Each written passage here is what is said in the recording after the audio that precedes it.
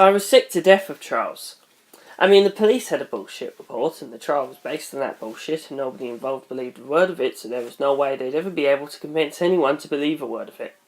Not once had they managed to get all 12 jurors to buy into the bullshit, so they kept returning hung juries and starting over, and the third time they finally got a not guilty verdict, and before I could even breathe a sigh of relief, the Attorney General declared there were grounds that overturned the not guilty verdict, and the trial continued in the appellate court.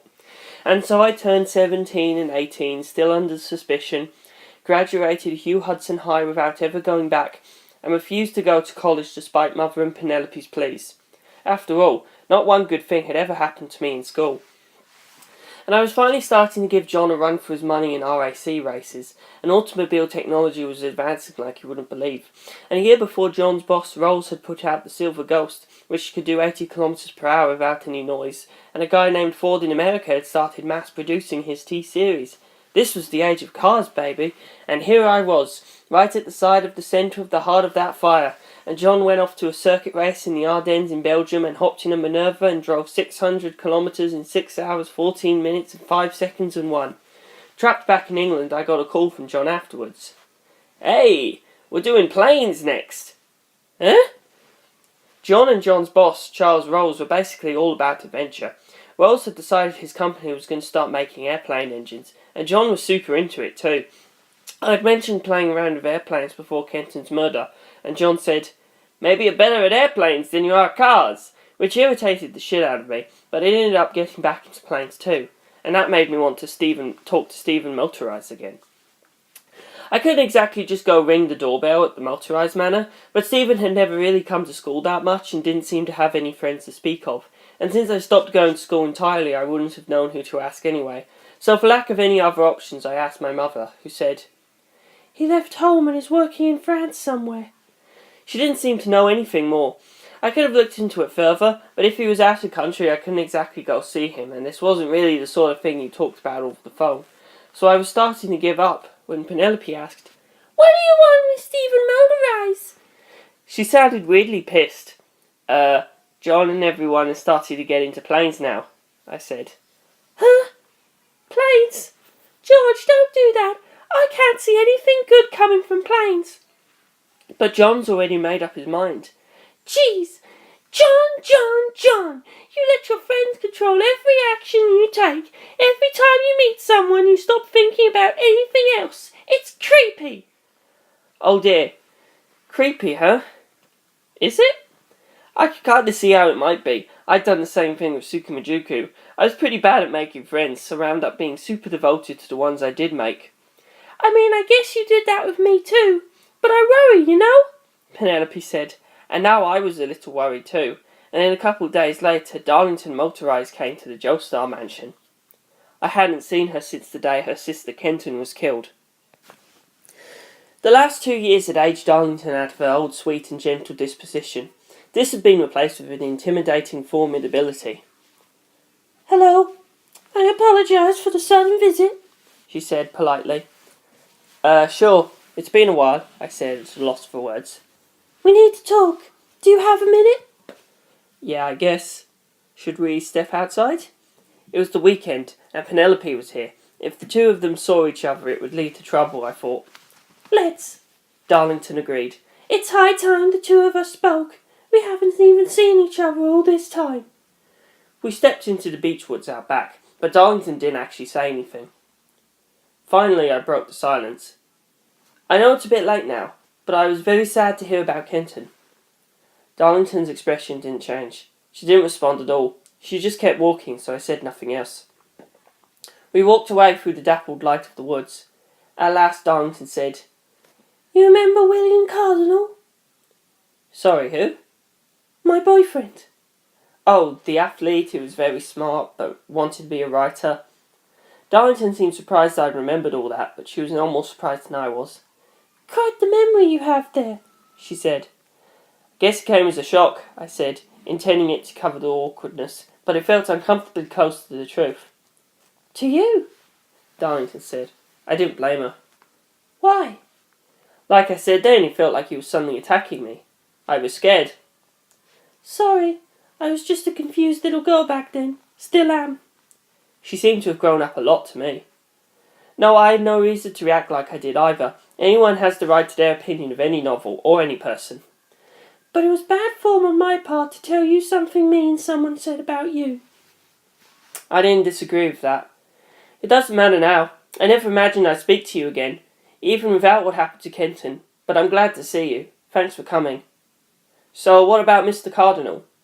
He's saying he's going to enlist before becoming a doctor. Wants to be a commissioned officer. He's good at motivating people. He might be a better commander than a doctor. Huh. No more novels? He hasn't spoken about that lately. But you're still seeing him? I am. Oh. That disappointed look on your face suggests I've given you the impression he isn't a good man. Well, maybe. So I don't want this to seem like another sudden attack, but I've been thinking about it for a long time. Do you mind? Go ahead. William's hardly a perfect man. He can be shallow and boring and tactless, but I think he's far better than you. I mean, I'm not going to argue he's not a better or more normal person than I am, but... Listen, you have a way of getting all the girls around you to look at you. What do you mean? Don't deny it. I really don't know what you mean. Then think about it. That's what I wanted to point out. For 2 years now. Eh? Sorry. You're too quick to apologise. You don't even understand what I'm talking about. No. What's worst about you is that you don't even realise what you're doing, that you aren't actually looking for romance with any of the girls you lead on. You've already got someone for that. You always have. Eh? Oh, I knew what that meant. It meant I was pathetic. We walked through the woods in silence a while. Then we went back to the house, and Penelope's voice came down from the stairs over the entrance hall like thunder. What is that woman doing here? Hello, Mr. La Rosa, Darlington said calmly. They clearly already knew each other. Your family is trying to frame George for murder. How dare you come here? That's what I came to talk about. Even if you drop the charges now, it won't get George these 2 years back. Eh? I thought. I guess that was also a possibility. But before the thought could cheer me up, Darlington shook her head. I'm afraid there's no chance of that happening. Truth is, the reason I came here is because my father's found new evidence that seems it will dislodge the trial from this quagmire. George, I think you'd better look into the possibility of a plea bargain. Unofficially, of course. A plea bargain? What? Ha! Penelope roared. I could hear a faint rustle, as if the furniture on the porch and the trees outside and the ground itself were all advancing on Darlington. Shit. Penelope was summoning her locked room clown. What? You're telling George to plead guilty in exchange for a reduced sentence? What? Calm down and think about it, Miss Della Rosa. This new evidence will shift things in favour of a guilty verdict. This trial. Everyone knows it's only happening because Ben Motorized wants revenge. The case is a mess. Everyone involved is just willing it into whatever shape they can. And once my father makes up his mind about something, he sees it through to the end. He always gets his way. And he just found the major puzzle piece that'll make that happen this time. The judge... Look, this is super off the record and all, but it's almost public knowledge he's absolutely over the moon about this new evidence. If they find George guilty, the story they have about him preparing a weapon and asking her out only to be rejected, the sheer selfishness of that motive, followed by the elaborate steps he supposedly went to obscure the truth, he'll be given the maximum sentence allowed. You'll be in prison for a long, long time, George. But then I could live in prison with Lisa. That was my first thought, but a moment later I realised how pathetic that was and felt dizzy. I was certain Lisa would come with me to prison. It's not like I wanted that to happen, but if it did, it wouldn't be that bad, and knowing that made me willing to accept it. That's how fucked up my mind was. I was prepared to waste Lisa's life just to ease my loneliness, lessen my fear, and calm my anxiety. I wasn't just pathetic. I wasn't even a man. I was scum. I couldn't allow myself to go to prison, I thought. Lisa would absolutely come there with me, and if nothing changed I would be unable to tell her not to. As time passed, trapped in that tiny world, I was sure I would convince myself it wasn't that bad. Don't make girls protect you. Darlington had just told me that. I had to tattoo those words onto my very bones. I had to win my innocence. Darlington. I said. "What is this new evidence?" "Please, you don't really believe I actually killed Kenton, do you?" I never asked her that before, and when she didn't answer I started getting nervous. She'd met me that day at the motorised house. Did their timeline actually seem believable to her, or was this new evidence that decisive? At last she spoke. "They found 2 witnesses. They'll testify that they saw a plane fly out of your garden, and that they saw a plane hidden in our garden. These aren't false witnesses my father hired, George." For a moment my legs went wobbly. Their timeline had been nothing but a guess. Now they had evidence that proved part of it. That would definitely have an impact on the trial. "How do you know they aren't false witnesses?" From the top of the stairs Penelope yelled, "Stop it, George! Get away from that woman!" The entrance hall shattered around Darlington, and dirt rose up around her, forming new walls around her. I took a step closer to her, placing myself inside the walls. The moment the locked room was done, the clown would appear to hang Darlington and me. "George! Get out of there!" I ignored Penelope and kept my eyes on Darlington. "Because the witnesses are me," Darlington said, "and the woman on the stairs." "What?" "That crazy lady's been keeping quiet about what she saw because she thought it'd be bad for you. So have I. George, your plane flew away from here at 3 o'clock and landed at my house at 3:30. I and the lady building dirt rules around us with some mysterious power. We'll be called to the witness stand. She might deny everything, but they've already found alternative proof." "Proof? What is it?"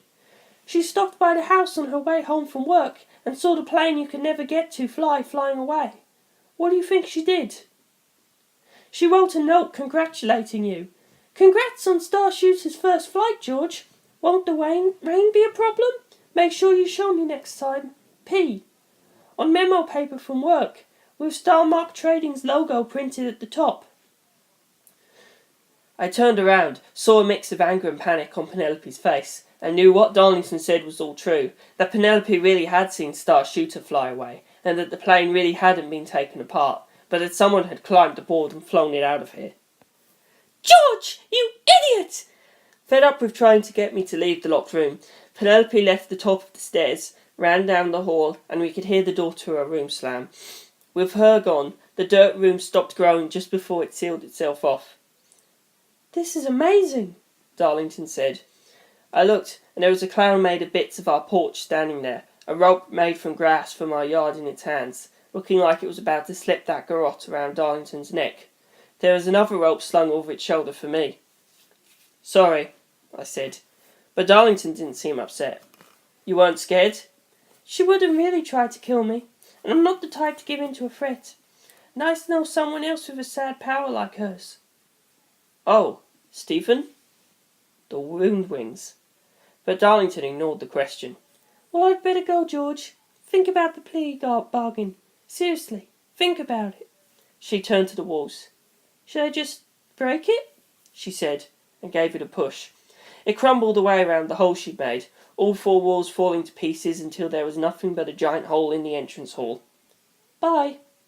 And with that Darlington was gone, and when I went upstairs to Penelope, she was on her bed, crying. I didn't know what to say. Thinking of what she'd hidden the last 2 years, and how it must have weighed on her, I could never begin to express my gratitude in words. Now that it had all been in vain, and the truth had come out, and she was crying, I knew I could never comfort her. I could never cheer her up with empty words like, "It'll be okay." I'd be found guilty. Penelope knew that, and that's why she was crying, and that fact was starting to sink into my thick head as well. The weight of it stole the power of speech from me. I didn't know how plea bargains worked, but perhaps we should think about it. Perhaps we should focus on getting a reduced sentence. But I hadn't killed Kenton Motorized. Was this really accepting reality? As I stood there silently, I heard a voice behind me. "Heavens, what is going on here?" I turned around and found my mother standing at the doorway.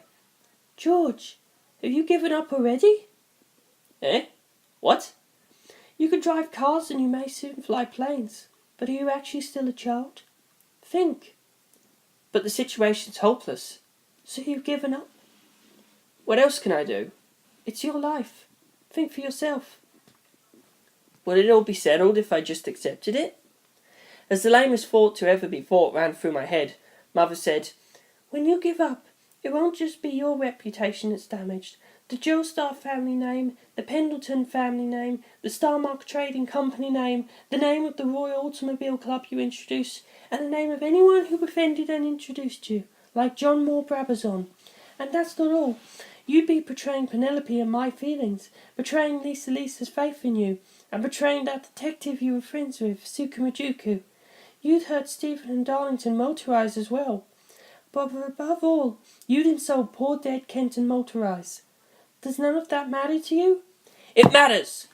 All of it does! I blurted. She was right. Giving up meant ignoring the consequences. How could I ever consider that not worth it? Penelope had stopped crying and sat up. She was staring at me, tears drying on her cheeks. It matters, I said again. But what could I do about it? I didn't voice that thought. I had to think. Shit, I'd spent too much of my life relying on everyone else. My brain wouldn't budge. But that was just another way of giving up. So I have to prove my own innocence. But I couldn't just say that and have it be true. It didn't matter what the hell I felt I wanted to do. How could I go about proving I was innocent? It was patently obvious I could never have killed her. I was in fucking Rome. But that was just another dead end. If I let myself get stuck here, I'd just chase my own tail around for hours. I'd proven I was in Rome, and clinging to that fact was just being defensive. I had to go on the attack. Bring the fight back to them. But how? The police report was a complete fake. They were trying to make everyone believe a lie. We'd already made all the points we had to make. They'd managed to get everyone to ignore what we had to say. Repeating the same thing would get us nowhere. If they had new evidence, we had to bring something new to the table as well. But what? There was only one true version of my actions that day, but that argument wasn't getting us anywhere. So I had to think of something else. Something not about me. I couldn't think of anything, but the reason I thought that was because I was thinking about what I could do. What I thought I could do was less than what I could actually do, because I was pathetic like that. I could do more than that, but it was easier not to. Did I really believe I couldn't do anything? I wasn't sure, so I better think about what I should do, figure out what was needed to get me out of this mess. I had to prove I hadn't done it. But how? Find the real killer, I said. No sooner had the words left my mouth than I started shaking like a leaf. Oh! I could feel a hot flash riding up the inside of my thighs. I'd spent all that time with the great detective Sukamajuku. When I was with him, I'd never once tried to solve anything myself, but I'd have to imitate what he'd done. I'd seen firsthand how he went about it, how he fought his way through all those mysteries. I could do this. Could I? No, I had to. Everything around me was depending on it. That's right, Mother said. That's also what Darlington wanted to say. Didn't you realise? Ah. Oh. That was why she'd come all this way to tell me. Of course Darlington would never believe I'd done it. And it was totally out of character for her to suggest pleading guilty in exchange for a reduced sentence. I'm not the type to give in to a threat. That's what she said. She'd said that because I seemed like I was about to give in to one. Worst comes to worst, I'll tell everyone I did it, so you just do the best that you can, Penelope said, and I gaped at her. You can't, Penelope, Mother said angrily. Penelope just stared back at her. I mean it! Jesus, I thought. How pathetic was it I was making a girl say something like that? My whole life I'd been saved by girls. I had to do this. I swear, I'll find the real killer.